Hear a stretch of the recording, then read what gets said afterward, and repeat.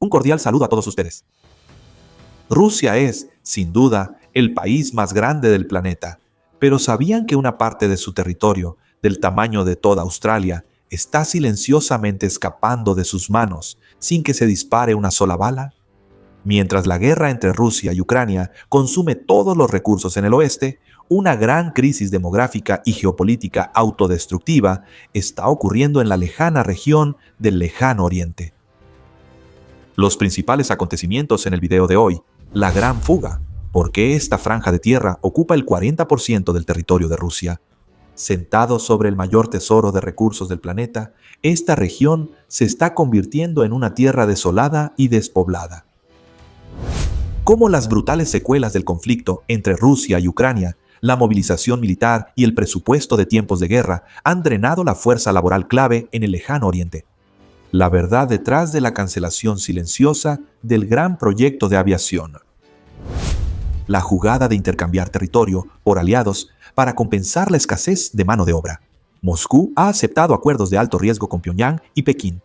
¿Cómo está cambiando el Lejano Oriente con la llegada de decenas de miles de trabajadores norcoreanos y la ola de infiltración económica y demográfica desde China?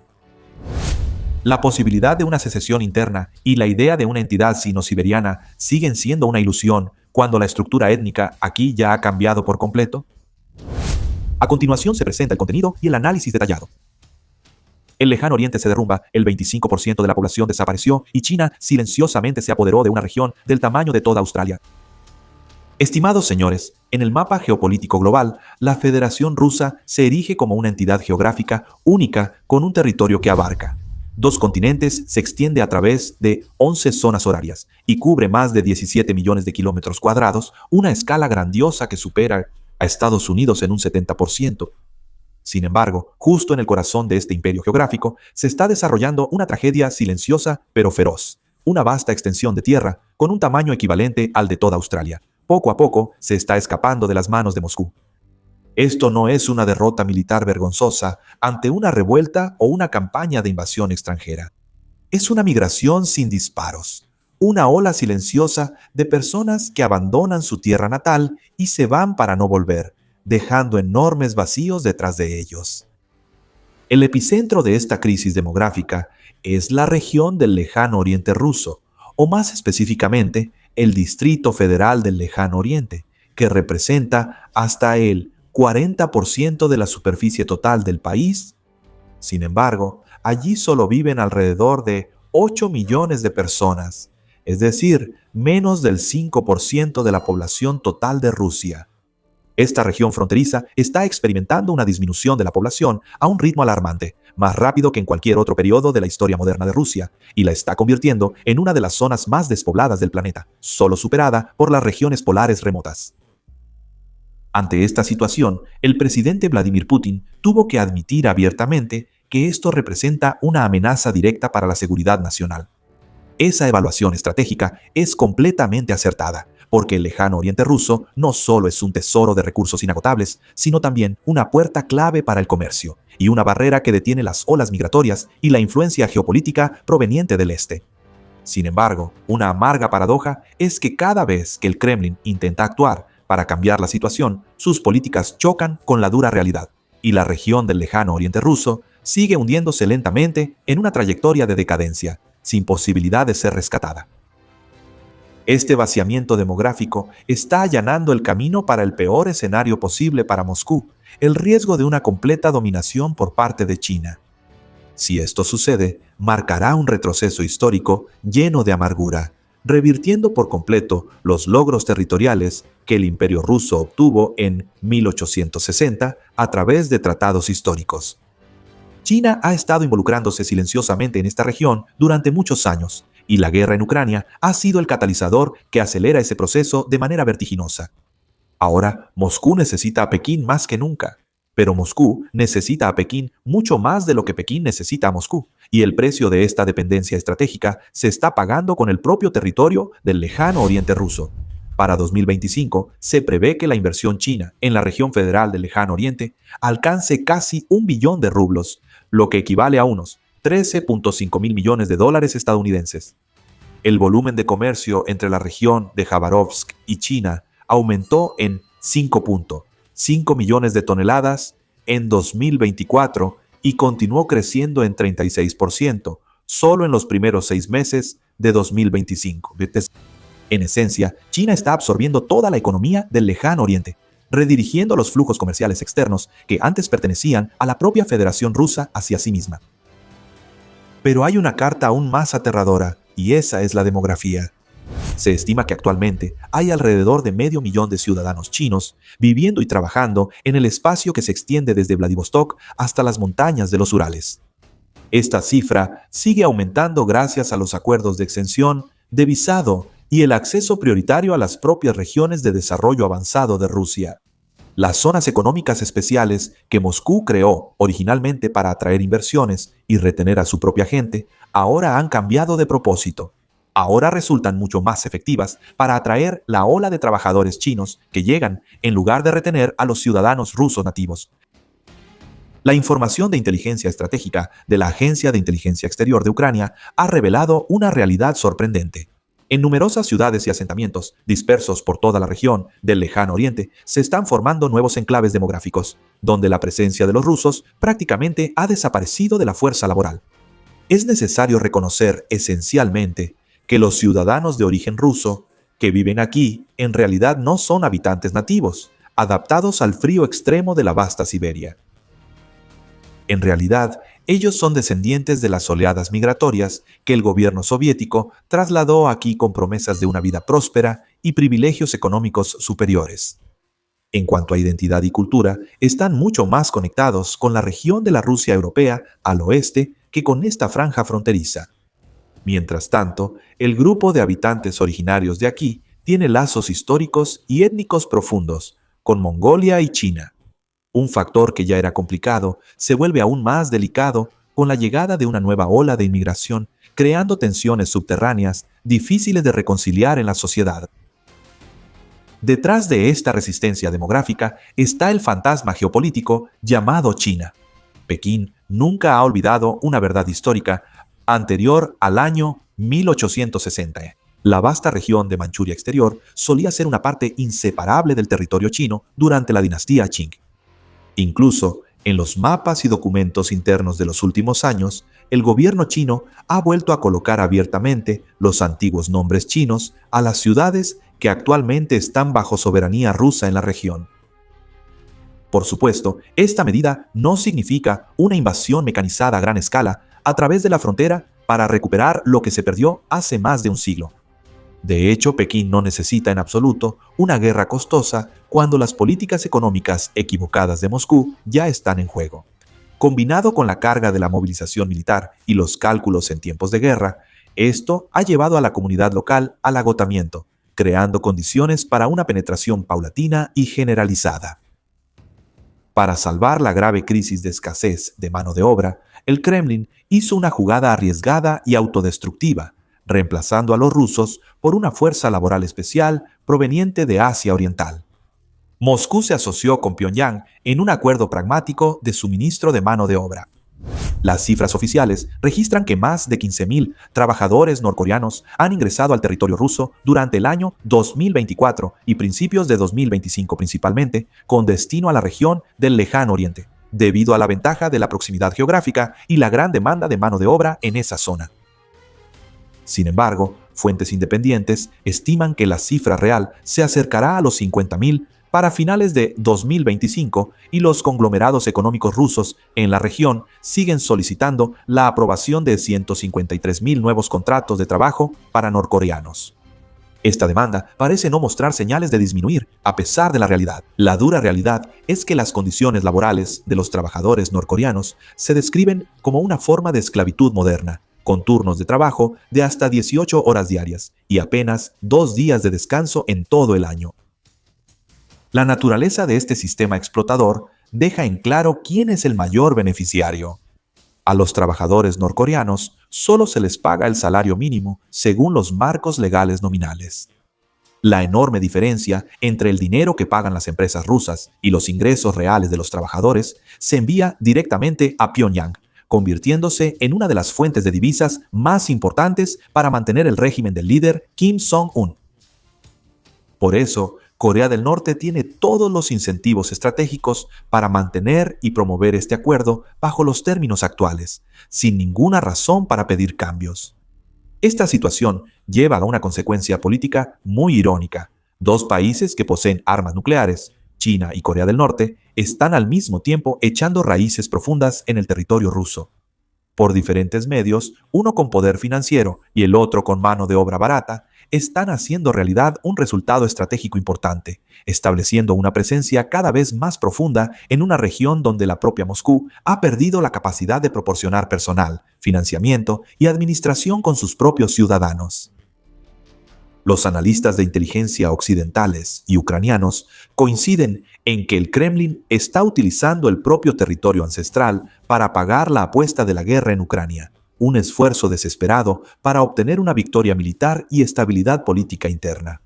Pero, sin querer, ha detonado una bomba de tiempo justo en el corazón de Rusia. Una consecuencia política interna grave, pero poco analizada por los medios internacionales, es la profunda transformación en la estructura étnica del Lejano Oriente, debido a la migración de los rusos étnicos.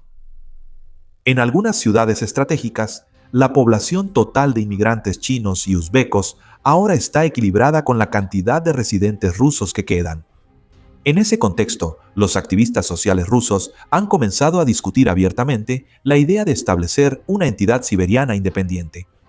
El concepto de una Siberia fusionada con China, que al principio solo surgió como una corriente artística futurista, ahora se está transformando gradualmente en una ideología política y una identidad cultural separatista muy marcada.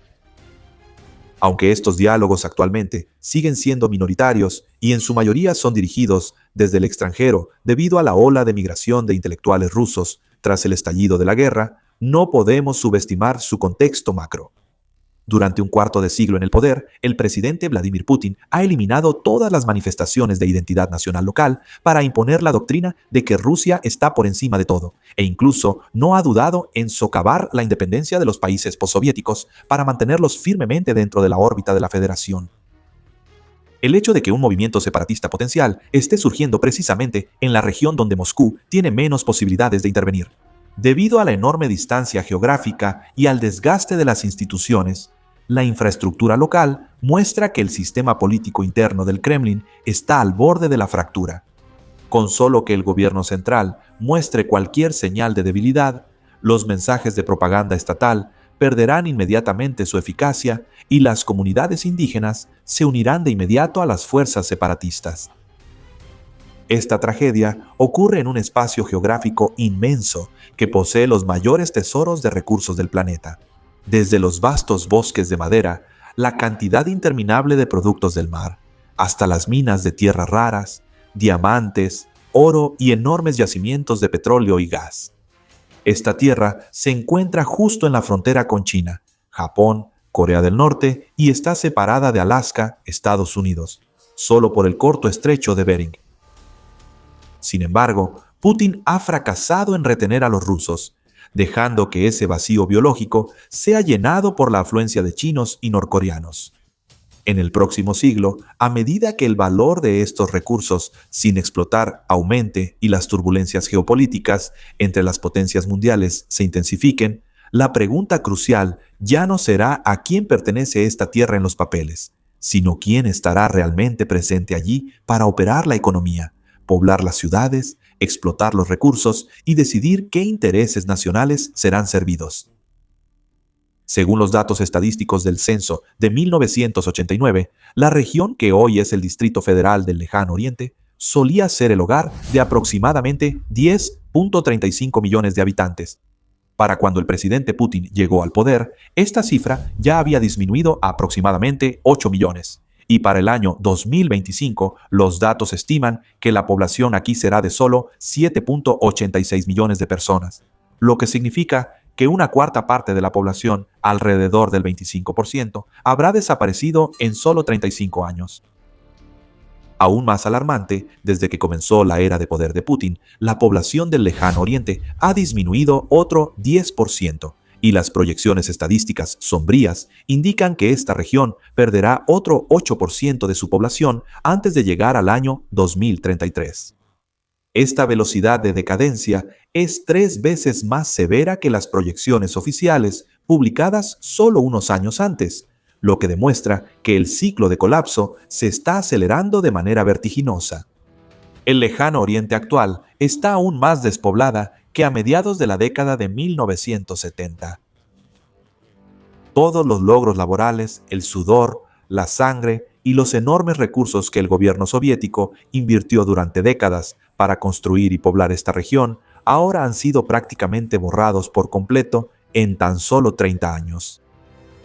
En el pasado, la Unión Soviética pobló el lejano oriente mediante una combinación de medidas administrativas, incluyendo herramientas represivas brutales.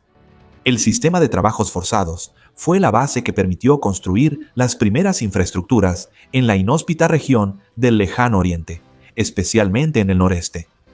Pero al entrar en la era posterior a Stalin, el Kremlin cambió a una estrategia más inteligente, incentivando la economía con privilegios muy atractivos. El salario de quienes aceptaban trasladarse al lejano oriente se incrementó considerablemente, incluso llegando a ser el doble del promedio nacional. Y no solo eso, los trabajadores que emigraban al este también recibían del Estado el derecho a conservar la propiedad y la vivienda en su lugar de origen, una red de seguridad social fundamental en el sistema de distribución de viviendas de la Unión Soviética. Además, el dinero ahorrado, gracias a los altos salarios y al costo de vida relativamente bajo en el lejano oriente, convirtió a esta tierra dura en un sacrificio temporal. La gente aceptaba pasar unos años difíciles a cambio de un futuro estable, una vida próspera al regresar al cálido oeste, donde la densidad de población era mayor, la infraestructura más moderna y el clima más templado. El gobierno central no solo otorgaba privilegios y controlaba los compromisos institucionales, sino que también invertía dinero propio en construir infraestructura y servicios sociales para ayudar a las personas a enfrentar la dureza de la naturaleza.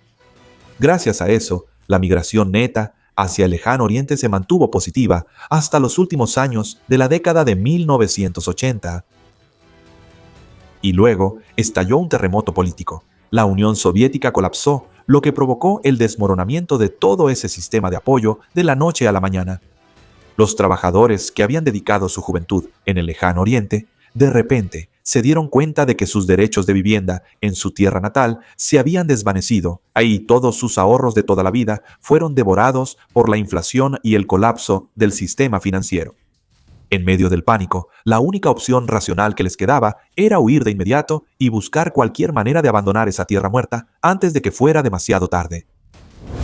Al llegar a 1991, se estableció un hito oscuro, cuando, por primera vez en la historia de la Unión Soviética y Rusia, la cantidad de personas que abandonaron el lejano oriente superó la tasa de crecimiento natural de la población. La vida en el lejano oriente ruso ahora se define por lo costoso, lo difícil, lo peligroso y, a cambio, la injusticia en los beneficios sociales, una situación que empeora cada año.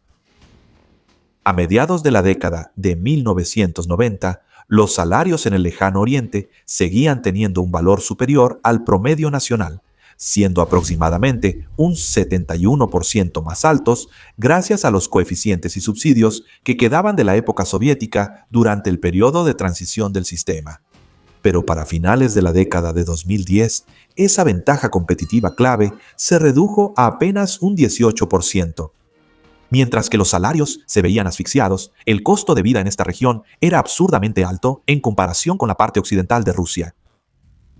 Peor aún, el sistema de salud fue reducido y eliminado de los pequeños asentamientos, dejando a la mayoría de la población completamente aislada de los servicios básicos de atención médica.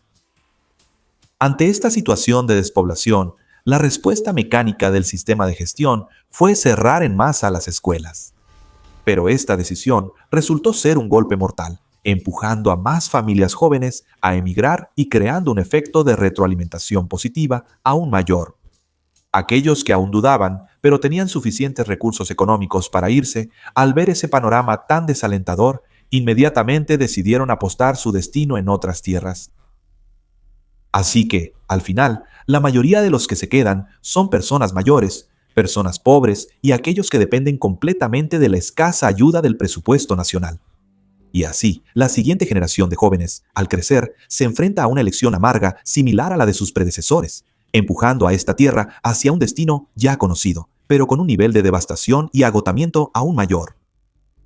Y todas las políticas preferenciales que Putin había otorgado a este lugar desaparecieron por completo cuando Rusia decidió lanzar la campaña militar en Ucrania en 2022, destinando todos los recursos nacionales a una guerra que originalmente se planeó que durara solo 10 días. Este conflicto ha asestado golpes mortales a la región del extremo oriente ruso en varios frentes diferentes. El impacto más directo y doloroso fue la orden de movilización militar. La campaña en Ucrania ha desangrado de manera desproporcionada a los territorios que ya sufrían una grave escasez de mano de obra, y el extremo oriente ruso es una de las zonas más afectadas. Los hombres en edad laboral, la columna vertebral para mantener cualquier actividad económica en una región que siempre necesita mano de obra. Ahora han sido enviados al frente, han muerto, han resultado heridos o han huido al extranjero para evitar el servicio militar obligatorio. En el escenario internacional, Moscú siempre se presenta como una superpotencia que está restableciendo el orden en las regiones de influencia cercanas, rompiendo el cerco de Occidente y exhibiendo su poder militar en Ucrania. Pero hay una verdad dura: están fracasando en proteger la integridad territorial de su propio país, según la medida más básica y primordial de la soberanía, que es mantener a su propia gente en su propia tierra. Rusia no perderá el extremo oriente ruso, y mañana tampoco habrá un levantamiento separatista a gran escala en el corto plazo. El extremo oriente ruso, al fin y al cabo, es solo el capítulo inicial en el gran plan que China tiene para el futuro de Rusia. Entonces, según ustedes, ¿creen que Rusia está cediendo el extremo oriente ruso a China a cambio de apoyo en la actual guerra entre Rusia y Ucrania?